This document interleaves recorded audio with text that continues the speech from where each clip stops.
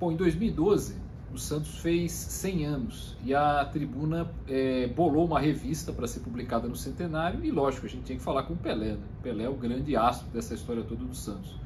Demorou um pouquinho para marcar, ele estava fora do país, era para ser em janeiro, não conseguimos, foi em fevereiro, 29 de fevereiro de 2012. Foi 1 hora de conversa, 45 minutos de história e 15 minutos de atualidades, que a gente até publicou no dia seguinte. Mas o contexto histórico, tudo que ele falou sobre história, a gente saiu na revista, mas não na íntegra. Saiu todos os aspectos da história pinçados, né, em títulos, conquistas, histórias do Pelé, mas não na íntegra, com perfeição. O que chamou a atenção naquele dia do Pelé, ele estava bastante bem-humorado, né? Ele era uma pessoa bem-humorada, assim, quando ele estava à vontade para dar entrevista, ele era super comunicativo, brincava com os jornalistas e tal. E naquele dia foi bem assim. Ele recebeu a gente, levou para dentro do escritório dele, aqui no centro de Santos, e ficou nas pontas da mesa, e eu e o Ted nas duas laterais, assim, eu com o tablet gravando a entrevista em vídeo, e aí a gente começou a conversa, assim, ele lembrando de histórias, enfim, dando risada. Foi muito bacana esse aspecto, ele estava muito contente.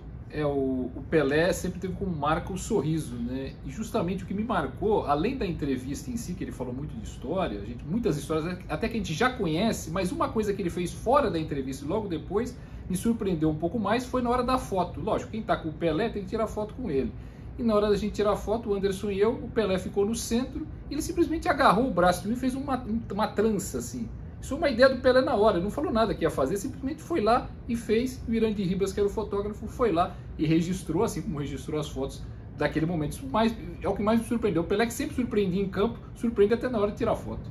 E para mim uma coisa que é marcante dessa entrevista foi a data dela, né? 29 de fevereiro, que é dia de aniversário do Manuel Maria, que é o grande amigo dele, né? Então, essa coincidência, assim, e chamou a atenção também na sala que foi feita a entrevista, as fotos, né? Os quadros com Papa, com rainha, com autoridades, enfim, mostra um pouco da dimensão, um pouquinho do que era o Pelé, mundialmente falando.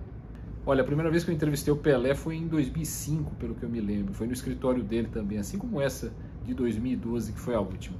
E é sempre um momento marcante entrevistar o Pelé, em qualquer circunstância, mas quando você está frente a frente com ele, às vezes você vê, lógico que o Pelé é sempre descontraído, sempre foi descontraído, mas cara a cara, num ambiente que ele conhece, é diferente.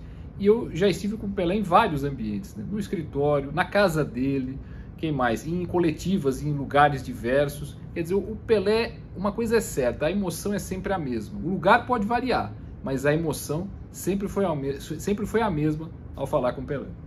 Aquela coisa, por mais que o Pelé seja uma pessoa acessível pra gente, sempre se deu bem com os jornalistas, né? De repente você está frente a frente com um ídolo mundial, com um cara que fez história, que é referência no futebol, sempre dá um friozinho na barriga, sempre dava assim.